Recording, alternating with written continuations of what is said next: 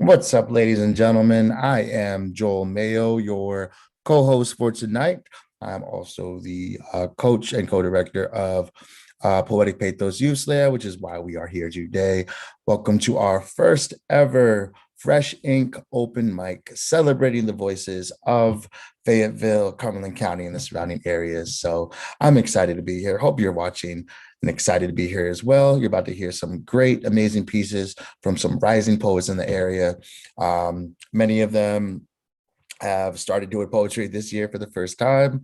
Others maybe have been doing it for a while, but overall, we're going to celebrate them, and I hope you're ready. So without further ado, I'm going to introduce to you our co-hosts of the evening, Miss Nicole Rivers. She is not only our Grays Creek area teacher of the year, our Cumberland County Schools teacher of the year. She's our Sand Hills Regional Teacher of the Year. She is the fellow co-director of Poetic Pathos Youth Slam, my fellow coach, my partner in rhyme. Please welcome Mrs. Nicole Rivers.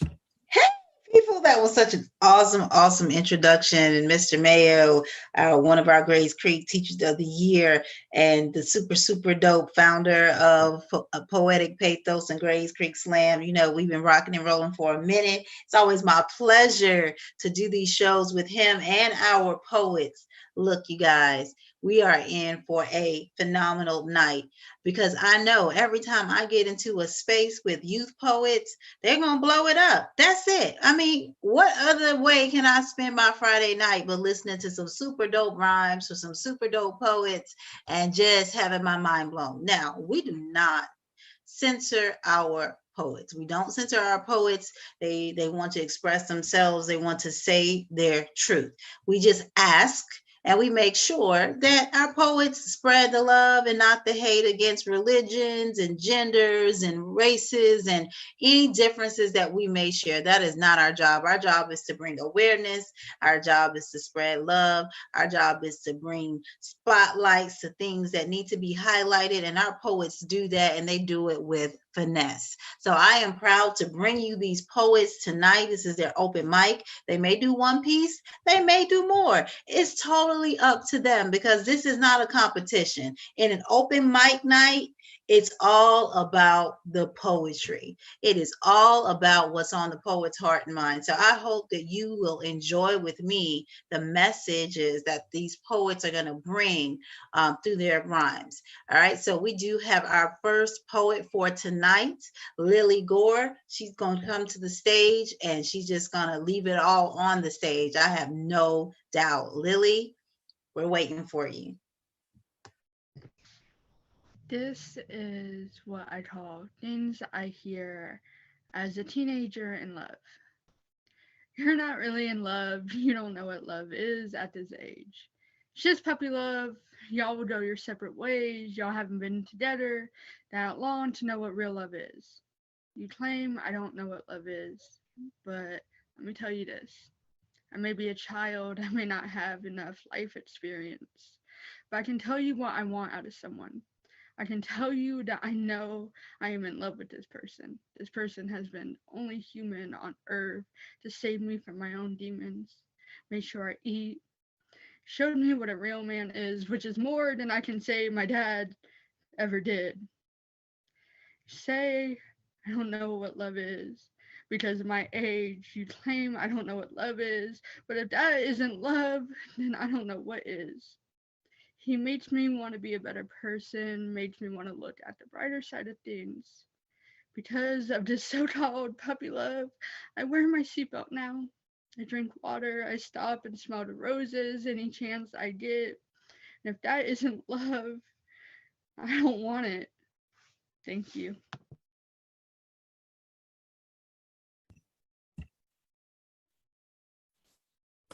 Wow, thank you, Lily. That was such a great piece. If you are watching, definitely leave some comments in the chat. Support our poets. We can definitely use all the love you can give, but of course, they're telling the truth or whatnot. Lily, I want to get you back up here because this is something I wanted to do just to kind of like see, add to the show a little bit. There's only four of y'all tonight because some people had to drop out. So let me see how I can get you back on my screen. I'm just going to ask you like each poet one question to put you on the spot. I'm sorry. We're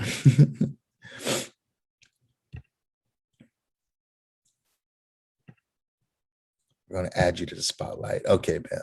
So, this is your first year doing poetry, right? Or yes, awesome. So I'm just saying, like, Coach, and I'm Miss Rivers get a test. Like, we have already seen such growth this beginning. You started with us, and it's amazing that you've already showed this within the short amount of time. So, anyways, what do you love about participating in the slams with Poetic Pathos? I like that I can get my message out, especially the type of things I talk about. Like I usually talk about my depression, suicide, and I'm just now starting to open up about like my eating problems, and it's stuff that like a lot of people go through, and it's talked about, but it's not really talked about. And when I like read my friends and my stuff, they're like, I wish I could like explain that to my parents and stuff. So I kind of write to like have people show and have like people feel like they're not alone. So that's why I really love like Poetic Pathos, is because like everyone is so accepting and you can get your word out there and stuff, and they're always here if you need them. Oh, we love having you. Definitely big members of Poetic Pathos families, like all of our poets. So, yes, great motivation. So, thank you, Lily. Great piece. And just so you FYI, if you guys love what you see today, wait till you see our slam competitions. We have our Grand Slam finals, which Lily qualified for. Excuse me. And that is on man, April 30th, Friday, Grand Slam finals. We have poets from all around the city coming to compete for a chance to go to Brave New Voices this summer. So thanks, Lily. All right, without further ado, I'll be introducing our next poet from Jack Britt High School, if I'm not mistaken. That's correct. Awesome. Okay, so next poet tonight we have Brianna. Okay, hi. So I have actually two pieces that I like to share, and they're both songs. So the first one, not entirely complete, because of course, I don't know how to play instruments, but it does have a name and stuff, like the lyrics are complete, and it's called I'm Hanging On. So here we go. I'm hanging on, oh, oh, oh, oh, on. I'm hanging on, oh, oh, oh, oh, on. I'm hanging on, oh, oh, oh, oh, I'm hanging on, oh, on for dear life. Trying to break me, you cannot shape me into the person that you want me to be. Don't give me dollars and get me out of this collar, 'cause your leash keeps pulling and dragging me, trying to hack into my brain. Blame me for the pain. Oh God, you're so insane. Keep coming back for me. Please leave me, babe. Oh, I can't just say I'm hanging on, oh, oh, oh, oh, oh, and I'm hanging on, oh, oh, oh, oh, oh, and I'm hanging on, oh, oh, oh, oh, and I'm hanging on, oh, on for dear life. The love I gave you, I tried to save you, but you're too far gone, and now I have to let you go. Move our connection into another direction, 'cause our speed is so dang slow. See what you lack is self-control. Can't help being alone, but now you've caged up my soul. Keep coming back back for me. Please leave me, babe. Why can't you see? I'm hanging and I'm hanging and I'm hanging I'm hanging on for dear life. So that's basically it for the first piece. Right. So I guess I could go ahead and share the next piece. So the next piece I actually kind of wrote today. So it's not really like I don't have a title or anything for it, but it's kind of something that I just wrote up right off the dot. So here we go. Okay. I'm tired of all this discord. Bowing my head, I'm praying to my Lord, praying for a better tomorrow without pain or sorrow. Oh, please keep the peace.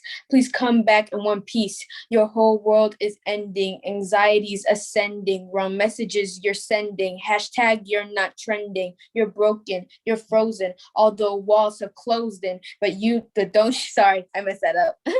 Like I said, I did it right off the top. Okay, let me go to back like a verse. Okay, here we go. So let me try this again.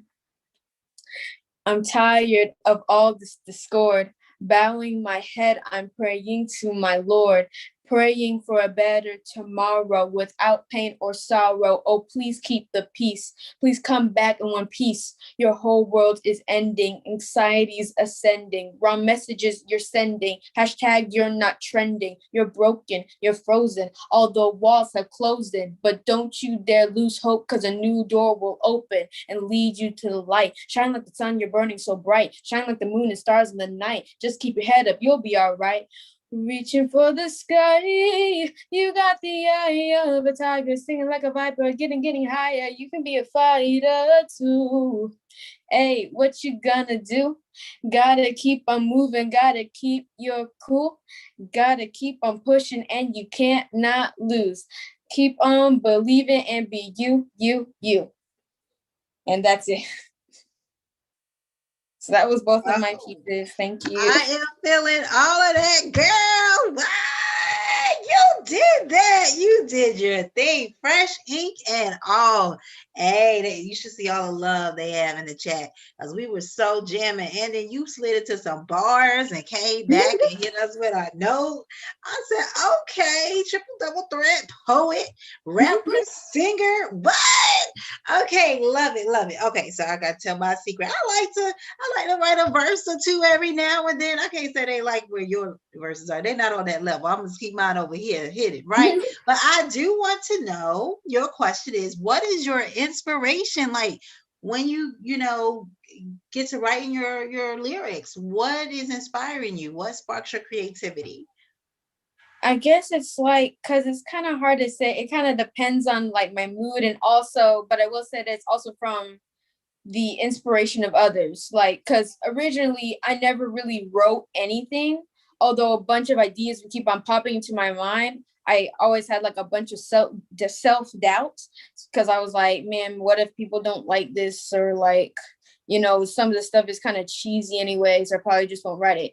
But I kind of had the support and advice from my family members, who told me, like, don't care what people think, like not everybody's gonna love it, and also it's your song and you can basically write anything you want, because like my dad freestyles about different stuff all the time whenever he's in the radio. So yeah. And so and then I will say that from my first piece, kind of like what I came up with was, sometimes when I'm doing stuff, I kind of feel like I'm like caged, like I don't have that much control with stuff. And like, especially when like I'm told to do something, of course, by adults, I don't mind, but just like I want to be in control. I want to be self-paced. So that's kind of where I got the first one. And then the second one, I just, just thought about stuff that teens have to deal with on the daily. And so because I kind of relate to that, it's never really happened to me like in a super serious way, but I can kind of feel their pain in a way. I'm a bit of an empath, if that makes any sense. It makes perfect sense. And those were phenomenal answers. So inspiring. Love the motivation. And I do love that when you write, people can definitely relate to what you're talking about. So it's super cool, but it's super unique at the same time. So love it, love it, love it. Thank you so much for being with us, Brianna. And we know when we do another one, we just know that you're going to be with us again. All right. So thank you so much. So we have another poet coming up. We are excited about each of our poets and the different perspectives they bring. So I'm just over the moon already. And so our next poet is going to bring what's on her heart and mind. So Sapphire, come to the stage.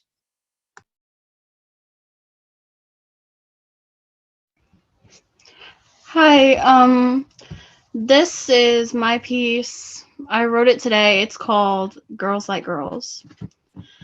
Beaten and harassed for saying that she was hot when I shouldn't even be looking at her, but it's so hard to stop because love doesn't know boundaries. Love is everywhere.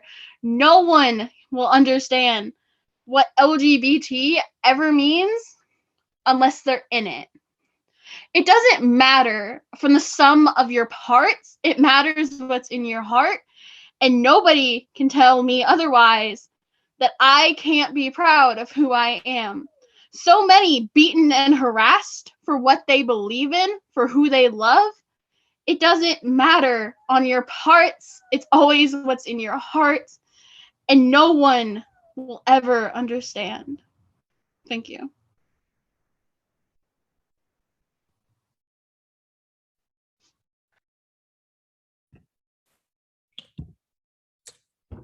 Yes, Sapphire. Oh, don't leave yet. Come back. Come back. Okay, making sure you.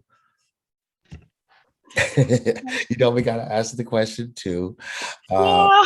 So thank you for that piece, for sure. All right. As the advisor of my school's GSA, as someone with friends, family in the community, and many people who have suffered discrimination and just all the hatred, just for being who they are born to be, and I get that people have the different beliefs and such, but there are so many people who are willing to just discriminate based on that, even though we don't all have to share the same beliefs. That's what our country was founded on in the first place, but we still just have so much work to do, especially in what's going on in the trans community right now. And I feel so much for our trans brothers and sisters. So thank you for that. Keep fighting the good fight, for sure. So my question for you is, I think I'm going to kind of tag along with Ms. River. What kind of inspires you to write? What is it that kind of drives you to write the pieces that you do? Well, when I was younger, I faced a lot of discrimination, and a lot of my pieces, you haven't seen them yet, but they're about the LGBT community. And that's a big part of my life because I recently came out as lesbian. Like, I was pansexual, but then I realized, oh, wait, that's wrong. And I'm also gender fluid. So it just kind of, I like talking about those topics to help people that are going through like discrimination with like family and stuff. Because I know that I was picked on, bullied, harassed for being gay. And I just want everyone to know that it's not okay for that to happen, that they shouldn't be scared to be themselves. Definitely. And thank you so much, because I mean, you're 100% correct. We're all people. I know, no matter what you look like, no matter who you are, who you love, and I know a lot of people, like, they just don't quite understand. And this is why things like GSAs, this is why things like poetry and other resources, this is why they exist, to help teach people, to help kind of let people know the struggles that others go through as such. So pay attention. All right. If you're wondering like what's going on, I don't understand, ask questions, but don't ever just automatically discriminate, hate, and make people feel like they're less than human, because we're all human at the end of the day. So thank you, Sapphire. That was so great. All right. So without further ado, we have our last poet of the night. This poet came to us last year, competing at our first ever Grays Creek Holiday Slam Classic. They definitely showed out, brought their thing, even though they only thought they had to bring one poem. But, you know, in the skilling and talent that they have, they brought out two more and still did phenomenal. And then they came out to Poetic Pathos and started rocking it, killing it, showing us what the thing. So really excited for you guys to hear from Zoe. How y'all doing? So, I'm sorry, because that really reminded me of the fact that I straight off the dome. My bad. So, as I said before, my name is Zoe. Yeah, I was completely blindsided that day. My chair is squeaky, but I'm not gonna stand up. Y'all gonna get used to it. So I have 3 pieces today, just to bend things around, and also for the sake of time, because I want to. Yeah. So the first, let's get it out of the way. A generational long dilemma among Bryant women is that we could never feel comfortable in our skin.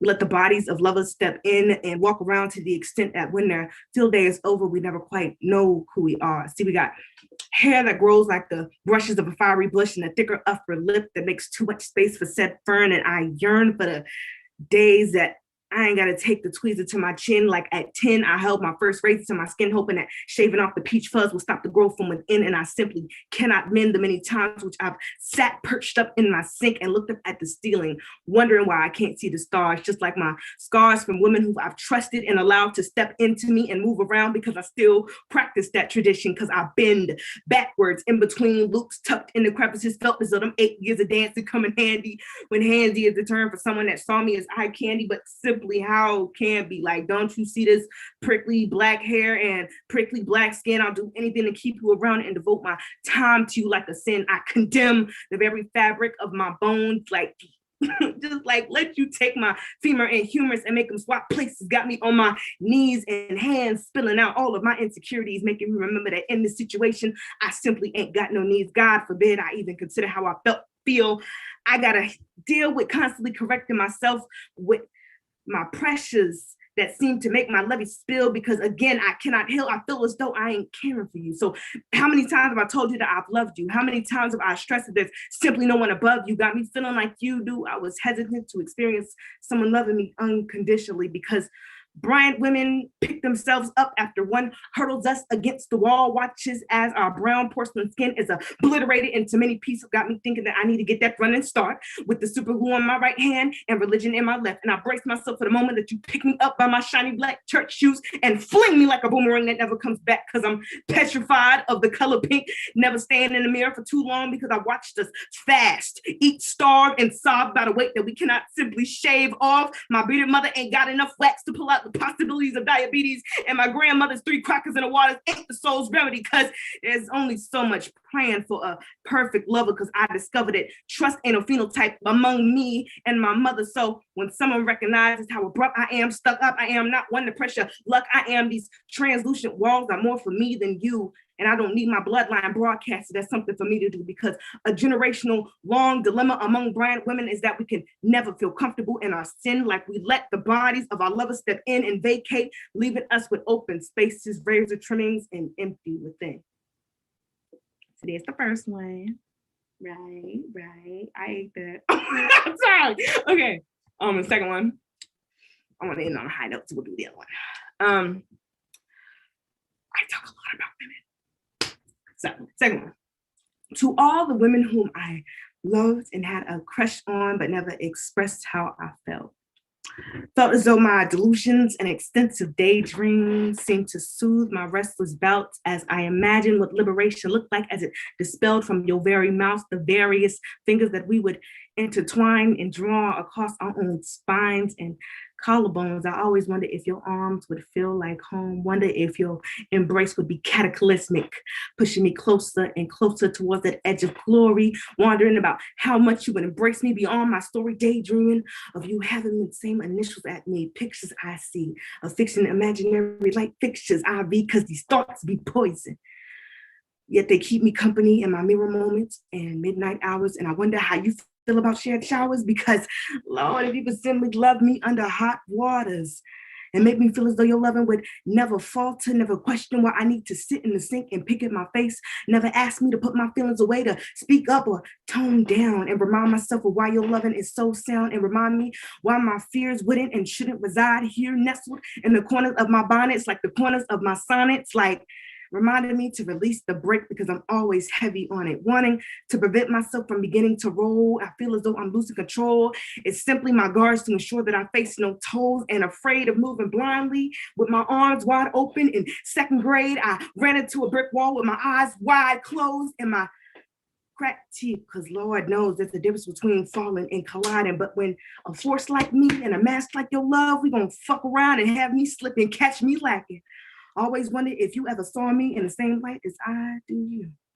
Ever wondered if we truly saw each other's hue? Like, did you ever notice the shift when I stopped adoring you? Like, when my misplaced desires were redistributed to anew? Like, did you actually catch my stares from across the seemingly backwards, always pulled open the door? Like, I always wonder if destiny has something in store for us. I wonder if we're gonna cross paths and I begin to love you more. I wonder if I'm going to return back to these roots, if I'm going to make the same mistakes. Wonder if I'm going to buckle down in pursuit or waltz the other way. I feel as I'm out of place, voicing these thoughts, because I already convinced myself that I won't get what I once sought. Those projected dreams of finding peace in someone else requires efforts and tools that I do not own myself. So what I guess I'm trying to say is, to all the women that I've had a crush on but never expressed how I feel, I thank you for occupying my space and being that band-aid for my welts, for reminding me that love still grows beyond the concrete, and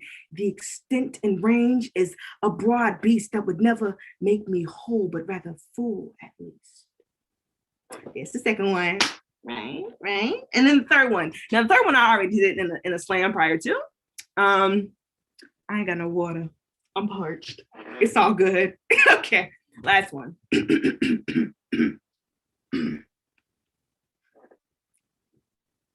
Trigger warning for suicide. Sorry, I should mention that. I don't usually do that.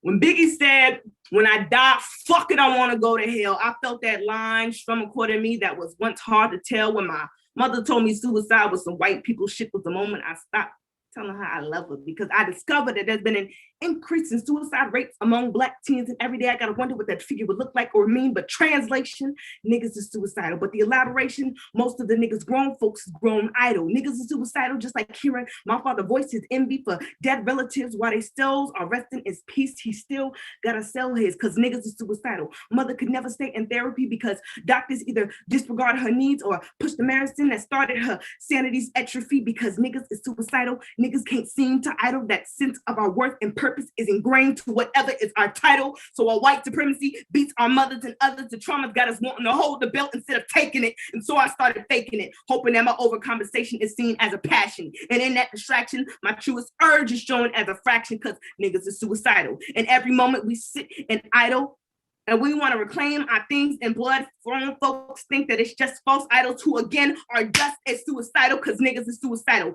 Even at the slightest inconvenience, my knee-jerk reaction is to cut my time short, because the transition seems so seamless. I felt it's like my tattered pairs of shoes that will always be worn, regardless of how much they seem to fold up under me or how much they are torn. And I'm scorned for saying that niggas is suicidal, regardless of what's on the other side, because in the end, niggas ain't allowed to feel that hurt, because niggas ain't allowed to miss days of work. And most certainly, niggas ain't gonna know peace till we end up on a shirt. So question: if niggas is suicidal and it's illegal for us to be idle, why would you view our plight as another song title or another bill title? Because another bill may be passed, but it don't stop the officer from laying me on my ass. Don't stop the store clerk from harassing me. Don't stop the teacher from stopping class and asking me if I'm paying attention. I'm sorry, Miss West. I didn't know my presence affected your measly pension, but did I mention that in the end, niggas is still suicidal? It don't matter how you flip the info, because most of our sources are unreliable, because niggas is suicidal and we can't sit, rest, breathe, or idle. So when Biggie said, when I die, fuck it, I want to go to hell, I felt that shit strum according to me. That was once hard to tell, because I realized that I could never feel grief beyond my brown shell, because the truth is niggas is suicidal, and the hell ain't got shit on my everyday cycle. And that's the third one. That's it. I'm sorry. Now, you know you did that. You know you did that. Okay. You did that. I'm glad you can embrace your wonderful giftedness. Okay, because I mean, that was super dope. All right, and let me tell you something, because I've been watching you perform for a minute, but that emotion for this last round, yeah, you took it there. I felt all of that. That was a new level, Zoe. That was a new level. I mean, come on. All right. I'm gonna interject just for a moment. Say something, Mayo. Zoe was like, I can't redo pieces. Okay. I'm just gonna say, you redid that piece, and not only did you do it, you did it better, and you kicked that pieces. And then I'm just saying, so that finals, save that if you make the DMV team, which I have good faith that you probably would. I'm just saying. Yes. I'm just saying. Okay, you handled that. So I'm gonna ask you this question. All right, because you handle your business, you know what I'm saying. So when you come in strong, whatever you place. We all know this. Okay, so we're gonna say that. How do you challenge yourself to go to that next level? Like, what do you do to just say, okay, I'm here, I'm here. People already saying they're feeling what I'm doing. How do you avoid complacency? Right. So what's your question? Basically, I have this thing, it's called a lack of inhibitions. So most of the time, I spend more time focusing on what I shouldn't say on like a day-by-day basis. But like recently, especially with quarantine, I'm like, and they ain't no need to do all that. Y'all won't get my point whether I say it like this or whether I say it like this. So I just have to learn to embrace that, because I know in myself, I've always lacked inhibitions. I've always been reckless. And I like having that recklessness, especially in my poetry and my art. And like I already having that prior training, given my grandmother is a poet, even though most people know her as like a teacher, but like she, always did poetry. And she basically like taught me the very foundations of when I perform and how I perform. If I perform by always got to enunciate, always use your hands. That's why I always talk with my hands, because even though it's a bad habit, but it's more of like me showing that I'm present completely, because if I'm just like talking like this, it's most likely nobody's gonna, I'm not listening. I'm really, So I, again, like that lack of inhibitions, as well as the prior training that I've had, I kind of apply that there. So Got you. So, I mean, we were feeling all that. The stage presence is definitely there, loving it. You know what I'm saying? The hardest thing about coming out and performing and delivering at a certain level is that people always expect that level or more. Right. Okay. And so, but you leveled up. You did that poem last time and it was great last time. But you took it to a level of excellent, because I was feeling like you embodied that piece this time, like for real. So, that's a challenge. It's a challenge, but you got to keep rising to the challenge and improving in your craft. So great job with that. So difficult. Great job with that.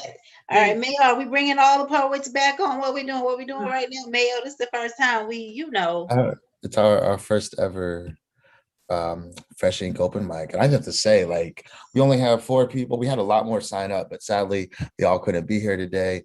But the 4 of y'all, shoot, you made this show, so great job. So proud. Did that. Yeah. So can they turn on the cameras now? Can we I say don't know if take the a audience bow? be able to see them, but absolutely, I would love to see their faces at least. Okay, yeah. Well, we want to Bow. see you. We got to talk to the presenters all day. Hey, people. Hey, poets. You guys rocked it tonight. Songs, raps, poems, some Yes. mixture of it all. Y'all just did that. And we are so appreciate you taking out your time on a Friday to share your gift, your talent, your voice, your hearts with us. Okay. I hope you feel great after this. We're gonna do this again next month. Is it Mayo? How does Next month. So if you checked out our little slideshow at the beginning, our next show is going to be May 14th. Let me just make sure. Yeah, May 14th. It's going to be right after our Grand Slam finals, April 30th. So if you haven't subscribed to our YouTube channel by now, please make sure that you do. If you have any questions, want to participate in this organization in whatever way possible, please send us an email, info@poeticpathos.org. We're here, all right? We have a home. All these poets, all this talent right here. We know that Fayetteville, Cumberland County has so many more talented artists yes. in our, our youth, like, ages 13 and 19. That's who we focus on. But, whoever, if you know somebody, spread the word, share this with them. We have this open mic for those who aren't ready for competition. We have workshops for those that want to just grow as writers, no matter if you are a poetry or songwriter. And then we have our slams, in order to kind of elevate that competition and represent Fayetteville, North Carolina for the third time at Brave New Voices. Yes. Placed that third in the past summer. It was a big deal. First state First team team in from the North state. Carolina. And Yeah. we're the baby team. We're like we Definitely were a the baby team. So we were the new team. coming back third time, like, yes, we got this, third held, we're gonna try. So be on the lookout for us as well. Definitely use any support that you have. So I think that's it. Anything else I missed, Ms. Rivers? No, I think we're good. I hope you guys feel uplifted and motivated and feel right for the weekend because these poets set us up for a fabulous, fabulous weekend. Thank you. And you guys, we will see you here next time, hopefully with twice as many poets Yes. and Spread the some more word. fresh ink. Oh, Oh and my God. also May 14th, we're going to start featuring some former Poetic Pathos alum. Our first is going to be Leah Nisen, who was one of our competitive team members from 2018. So, and also one of our former judges. So excited to have her on the show following our amazing open mic. Yeah, that's it. So thank you guys for tuning in. Poets, take a bow. Okay. Yeah. There we go. There you go. That's good enough. Y'all take care. Stay blessed. Have a good day. Loop and stream. In stream. Awesome. Okay. I ended it. Sorry, that was weird.